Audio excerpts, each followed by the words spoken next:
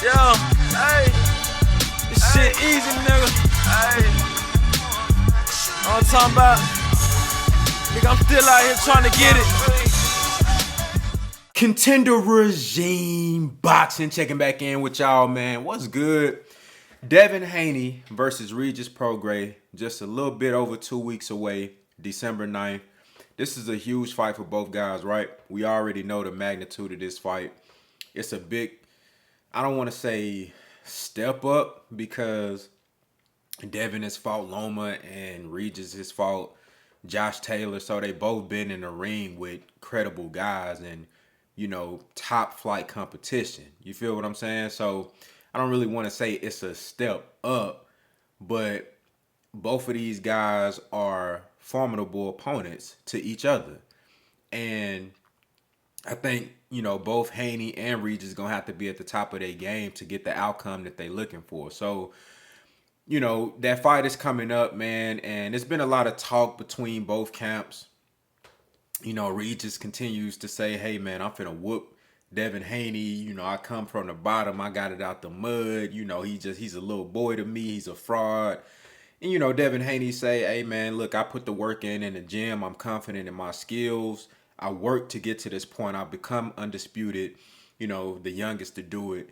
You know, I put myself in a position to be where I'm at right now based off of the hard work, the skills, and the dedication. So, you know, both guys had their different angles to take to get to this point. But you see the title of this video, right? DEVIN Haney can make a big statement versus Regis Prograis, and this is how. Of course, Regis can make a statement as well, that he belongs at the top with pound for pound talent, you know, level guys, and that he could compete versus undisputed champions, even though this is another weight class, that he is the man in his division. Of course, Teofimo Lopez beat Josh Taylor. And right now, I would have to rate Lopez as number one. You know what I'm saying? If I'm going to give anybody that number one ranking at 140 right now, to be completely honest and objective, I got to give it to Lopez because of his performance over Josh Taylor.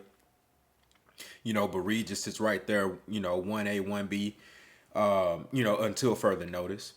So, you know, he can make a statement too, but this is more so looking at what DEVIN Haney can do, considering how Shakur Stevenson just performed versus Edwin De Los Santos.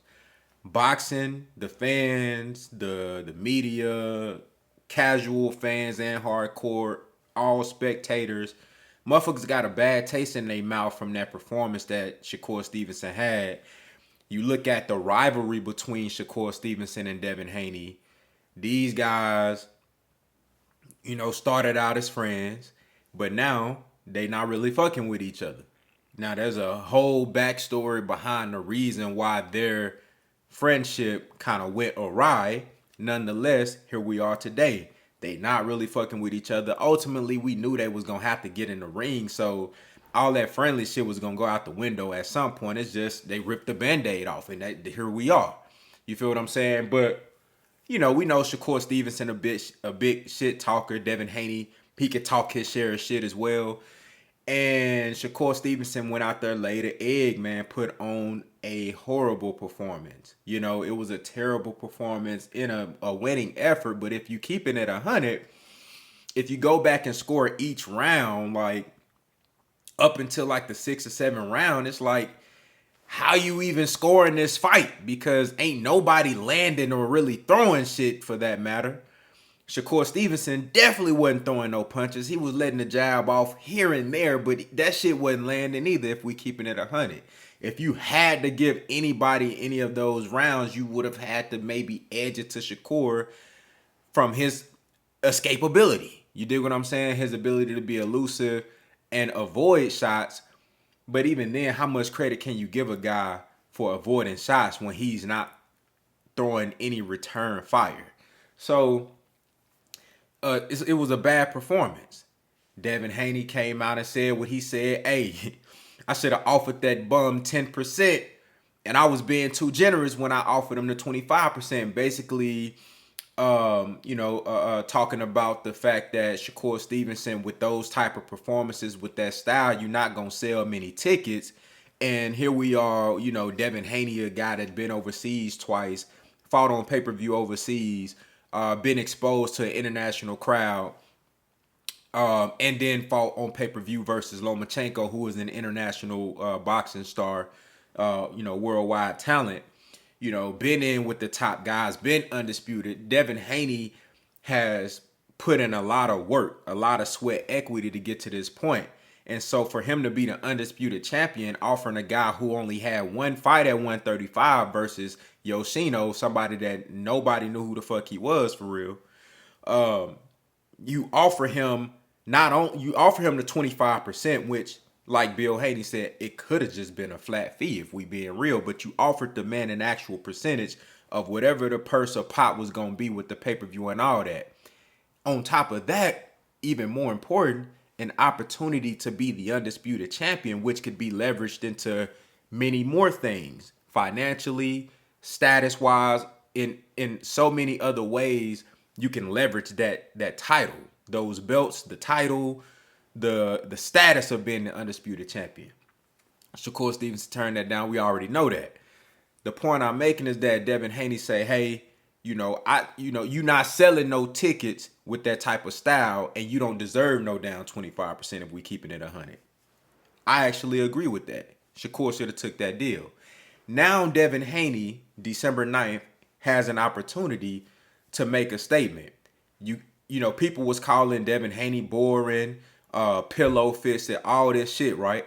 Well, Devin Haney went out there versus Lomachenko, you know, went straight to him for the first 6-7 rounds, going to the body, you know, being very aggressive, more aggressive than we ever seen him. You saw him versus a guy like Jorge Linares, who we know can box and can punch.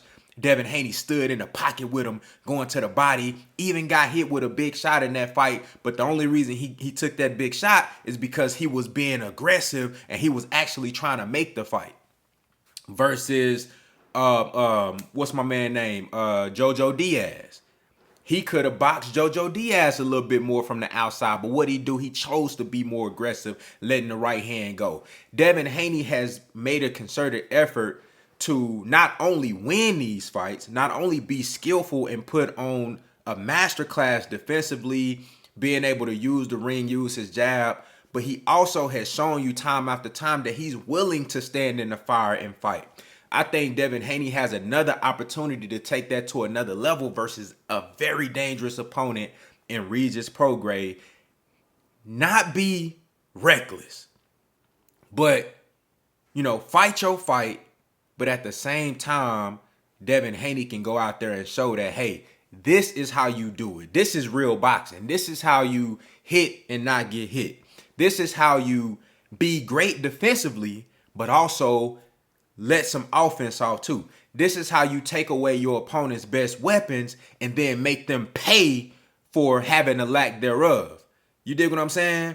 Not just moving around all night and grabbing and, you know what I'm saying? Like, this is how you actually win a fight.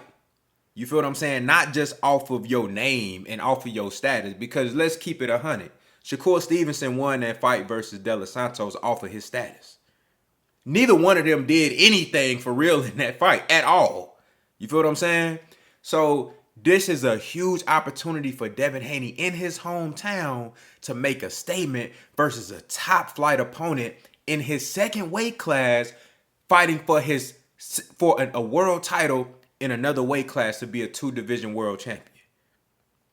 This is a big opportunity and it's pay-per-view.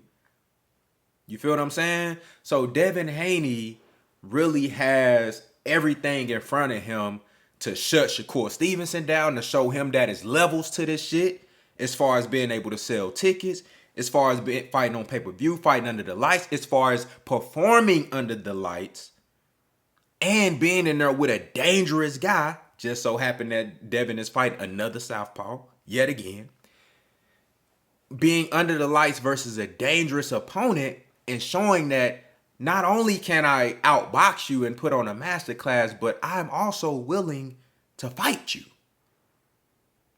And I think Devin has a chance to win a lot of fans over. You feel what I'm saying? To show the difference between him and Shakur, separating himself and ultimately getting towards maybe a chance versus Gervonta Tank Davis. You feel me? Because at this point, Tank Davis, he really, we know that Tank Davis the A side. He the money man at, at 135, 140. He the money man. So ain't nobody sending Tank no contracts. Tank got to be the one to send contracts. So at this point, they looking at, okay, shit, motherfuckers trying to see who Tank gonna send a contract to in 2024. Devin Haney has a chance to separate himself from Shakur and say, I'm that man that you need to be hollering at so we can make this fight. You dig what I'm saying? Y'all let me know what y'all think down in the comments, man. What do you think Devin Haney needs to do to make a statement versus Regis? Does he have to stop him? Or does he just have to put on a great performance, outbox him? Does he have to hurt Regis? What type of performance does Devin Haney need to do to make a statement? Because I truly believe that he has a chance to make a huge statement on December 9th. Y'all let me know what y'all think down in the comments, man. Contender regime boxing. I'll holler at y'all boys, man.